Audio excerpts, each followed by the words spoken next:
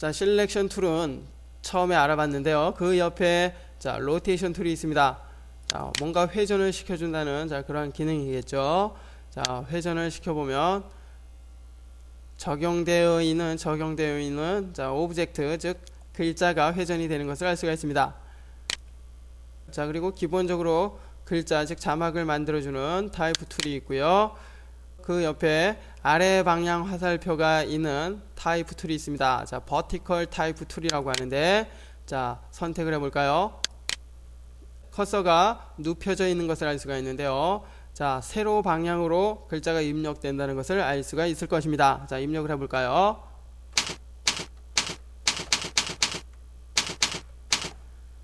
자, 역시 글자가 깨지는군요.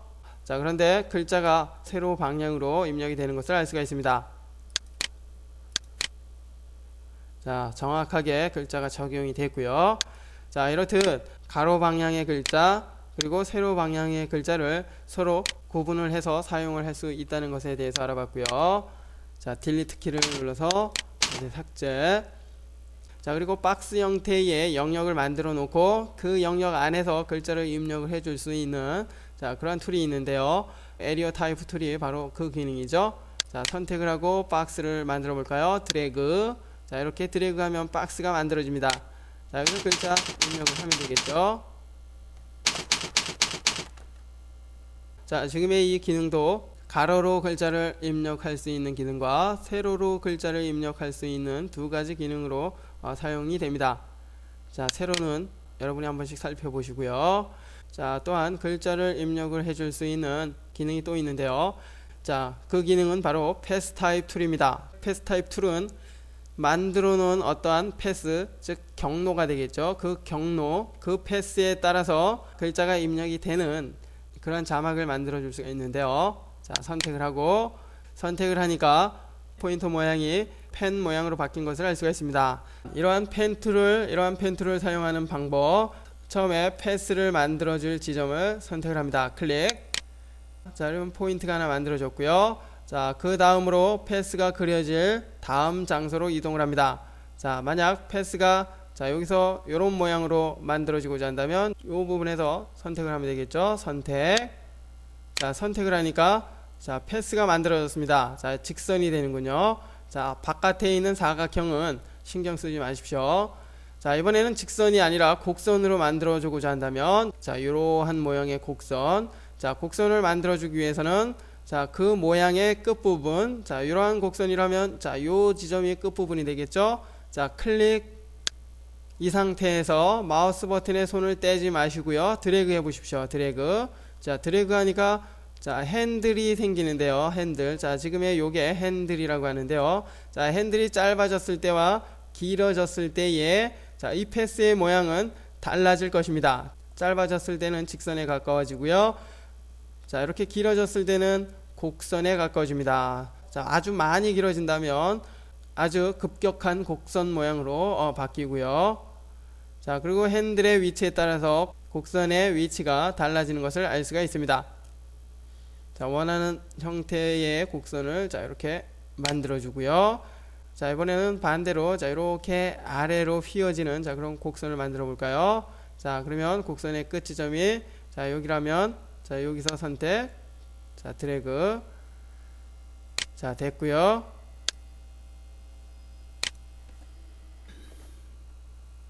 자, 이제 이 곡선에 맞춰서 글자를 입력을 해야 되겠죠. 글자 입력하기 위해서 타입 툴 다시 한번 선택을 하고요.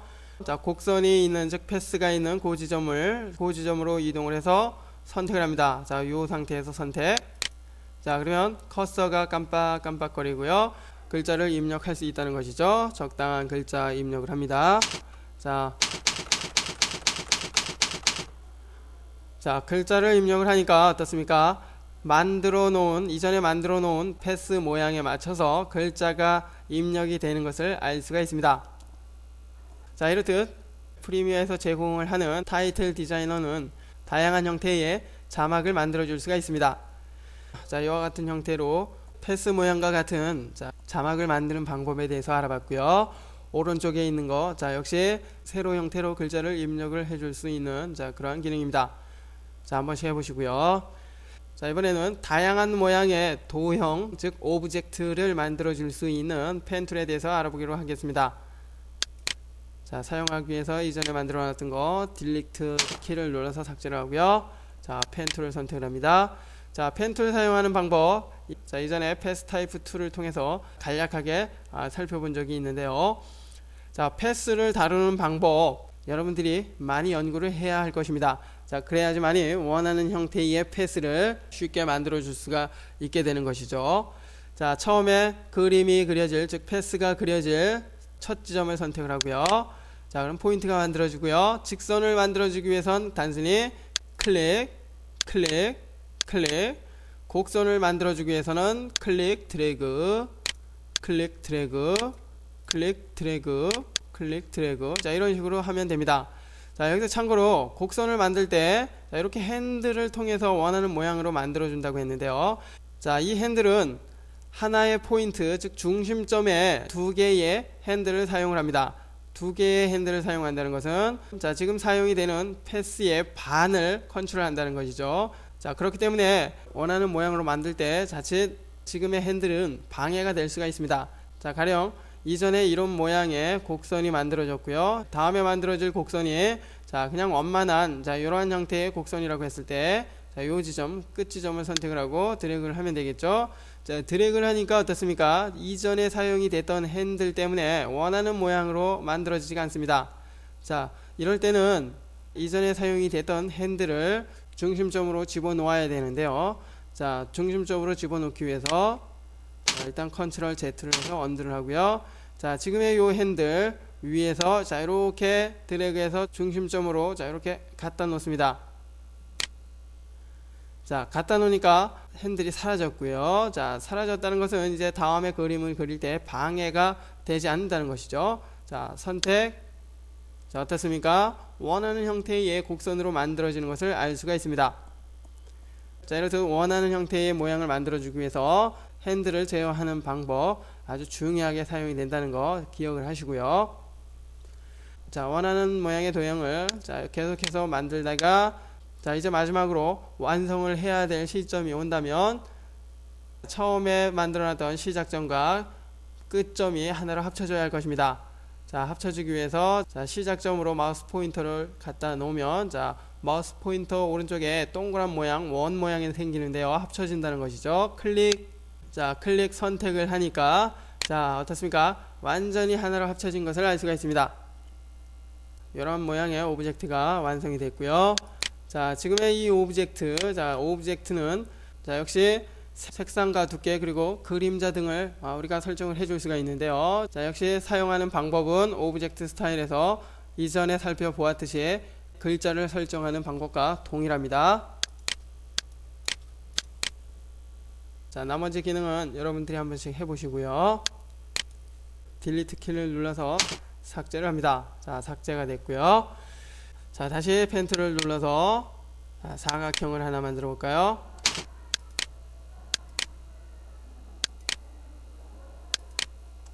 자, 사각형이 만들어졌고요. 사각형이 만들어졌을 때 사용이 된 포인트를 보니까 하나, 둘, 셋, 네 개입니다. 자, 네 개죠. 자, 이 사각형에서 모양을 우리가 왜곡을 시킨다면, 가령, 자, 이렇게 뿔이 있는, 자, 그러한 도형으로, 즉 그러한 오브젝트. 자, 여기서 참고로 제가 이러한 도형을 만들 때 자꾸 오브젝트라고 하는데요. 자, 이러한 도형이나 글자 등을 통틀어서 오브젝트라고 합니다. 전문용어로 오브젝트라고 하죠. 자, 일러스트레이터나 포토샵을 사용을 하시는 분들에게는 오브젝트라는 말이 익숙해져 있을 것입니다. 자, 그렇지만 프리미어만 사용했던 분들에게는 오브젝트라는 말이 다소 낯설게 느껴질 수도 있을 것입니다. 자, 그렇기 때문에, 자, 여기서 완전히 머리에 쏙 박히도록 글자나 도형과 같이 어떠한 객체로 사용이 되는 모든 것을 오브젝트로 사용한다는 거, 자, 기억을 하십시오. 자, 계속해서 작업을 진행을 해볼까요? 자, 뿔 달린 오브젝트를 만들어주기 위해서는, 자, 이 중간에 포인트가 하나 더 있어야 될 것입니다. 그래야지 포인트를 이렇게 올려서, 자, 뿔 모양의 오브젝트를 만들어 줄 수가 있는 것이죠. 이 중간에 점이 하나 더 필요하겠죠. 점을 하나 추가를 해주는 방법, 그게 바로 Add Anchor Point 툴입니다. 자, 플러스 모양이죠. 선택을 하고, 점을 만들고자 하는 지점에 가서 클릭. 자, 물론 이 점은 점이 있는 곳에서는 점을 만들어 줄 수가 없고요. 점이 없는 곳에서 선택을 해서 점을 만들어 줘야 되겠죠. 자, 점이 만들어졌는데 이 점의 위치를 이동을 하기 위해서는 처음에 우리가 그려질 모양이 결정이 됐다면 포인트를 만드는 순간에 드래그를 해서 이동을 해주는 것이 좋은데요. 자, 그러기 위해서 다시 컨트롤 Z를 눌러서 포인트가 적용이 되기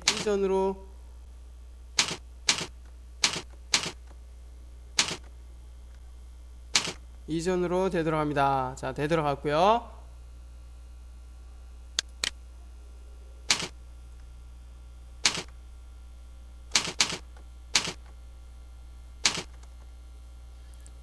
자, 이전으로 되돌아가고요.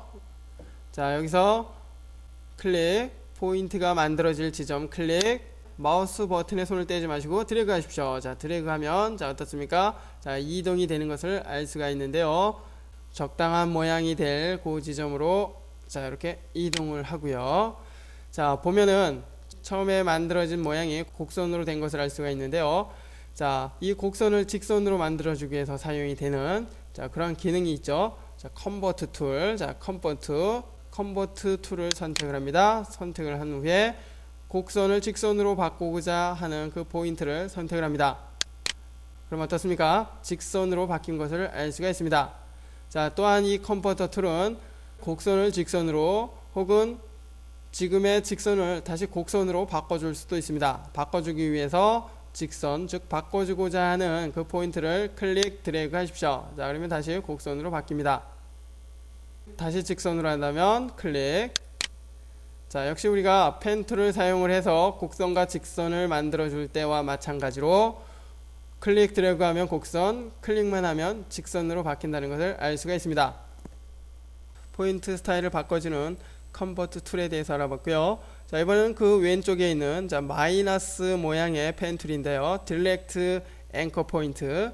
자, 만약 지금 사용된 오브젝트 중에서 필요 없는 포인트가 있다면 삭제를 해줘야 되겠죠. 자, 삭제를 해주는 방법. 자, 역시 선택을 하고요. 필요 없는 부분, 필요 없는 포인트 선택. 자, 그러면 어떻습니까? 삭제가 된 것을 알 수가 있습니다. 삭제가 됐기 때문에 다시 원래 사각형 모양으로 바뀌었군요. 자, 만약 이 부분에 포인트 삭제한다면 삼각형이 되겠죠. 삭제. 자, 어떻습니까? 삼각형이 됐습니다. 자, 이렇듯 원하는 모양으로 만들어주는 펜툴. 자, 그리고 만들어진 모양 중에서 새로운 모양이 필요했을 땐 자, add 포인트를 사용을 해서 포인트를 만들어 줄 수가 있고요. 자, 그리고 필요 없는 포인트 삭제하는 딜렉트 포인트, 그리고 포인트의 스타일을 바꿔주는 컨버트 툴에 대해서 알아봤습니다. 자, 지금 살펴본 기능은 다양한 모양의 오브젝트를 만들어 줄 수가 있는데요. 자, 이번에 살펴본 기능들은 기본적인 도형을 만들어 줄 수 있는 그런 툴입니다. 자, 삭제를 하고요. 자, 렉탱글. 자, 사각형을 만들어 준다는 것이죠. 자, 이렇게 클릭 드래그해서 원하는 모양의 사각형을 만들어 줄 수가 있고요. 자, 여기서 쉬프트 키를 사용한다면 정사각형을 만들어 줍니다.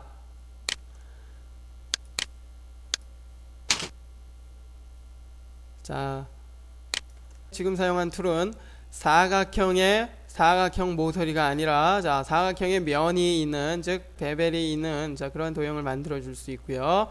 역시 쉬프트 키를 사용한다면 같은 비율을 가진 자, 그런 도형을 만들어 줄 수가 있고요.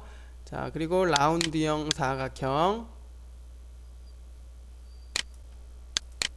자, 그리고 역시 비슷한 자, 사각형을 만들어 줄 수가 있습니다. 자, 역시 색상을 오브젝트 스타일을 통해서 바꿔줄 수가 있고요. 그리고 투명도, 가장자리, 그리고 투명도와 가장자리, 그림자 등과 같은 자, 설정을 해줄 수가 있습니다.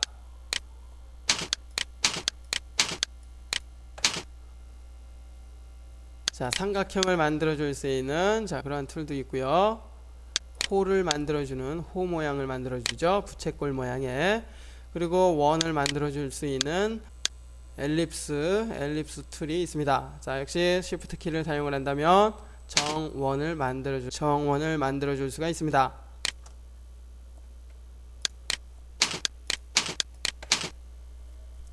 그리고 마지막으로 선을 그려주는 라인 툴이 있는데요. 라인 툴. 자, 이렇게 들어가면 라인이 생깁니다.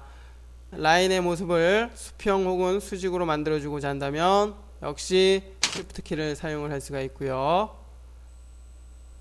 라인의 두께는 오브젝트 스타일의 라인 와이드를 통해서 자, 얼마든지 원하는 두께로 설정을 해줄 수가 있습니다. 지금까지 툴 기능에 대해서 알아봤습니다. 자, 이번에는 이번에는 상단에 있는 그 밖의 기능에 대해서 알아보기로 하죠. 자, 먼저 자막을 하나 입력을 해볼까요?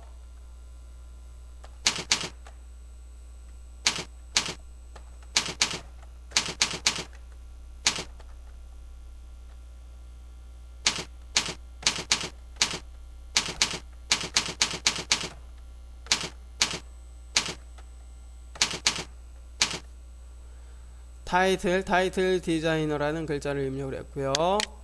자, 크기. 자, 스타일은 자, 아무거나 하나 적용을 해볼까요? 영문체니까 이 영문을 선택을 해야 되겠죠? 자, 됐고요. 자, 이 기능은 넘어갑니다. 자, 먼저 브라우저를 볼까요? 브라우저를 통해서 사용하고자 하는 글꼴을 선택을 해줄 수가 있는데요. 자, 지금 폰트 브라우저에서 보여지는 목록들을 보면은 자, 어떠한 모양의 글꼴인지 한눈에 알아볼 수 있기 때문에 자, 오브젝트 스타일에 있는 폰트를 통해서 사용하는 것보다 자, 훨씬 직관적으로 사용할 수가 있겠죠. 자, 그 왼쪽에 탭 기능이 있는데요.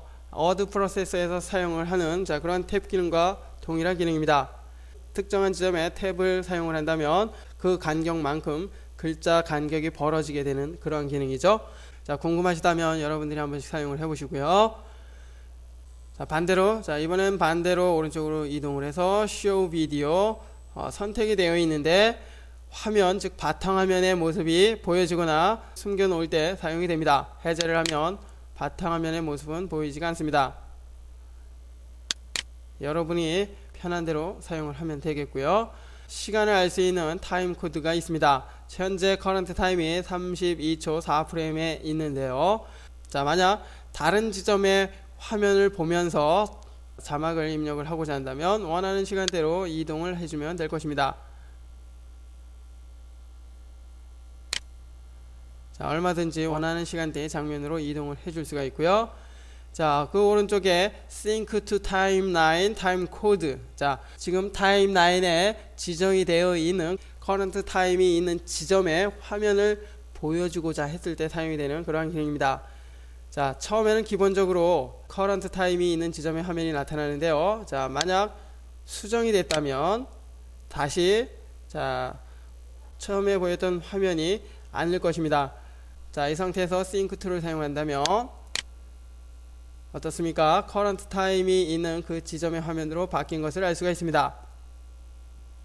자, 그리고 맨 오른쪽에 있는 모니터 모양의 Send Frame to External. 자, 이 기능을 사용을 한다면 자, 지금 우리가 타이틀 디자인에서 작업된 내용을 작업창 모니터에서도 확인을 할 수 있게 해주는 기능인데요. 자, 선택을 해볼까요? 자, 선택을 하니까 자, 아무것도 나타나지가 않습니다. 자, 그 이유는 지금 현재 작업한 내용이 한 번도 적용이 되지 않았기 때문이죠. 자, 그렇다면 적용을 한번 해볼까요? 어차피 적용을 하는 방법도 알아야 될 테니까 말이죠. 적용을 하는 방법. 자, 파일. 자, 이렇게 세이브. 자, 세이브를 하면 프리미어 프로젝트 파일이 저장이 되듯이 타이틀 디자이너라는 확장자를 가진 그러한 형식의 파일이 만들어집니다. 자, 그냥 바탕화면에다가 하나 만들어 볼까요? 자, 적당한 이름.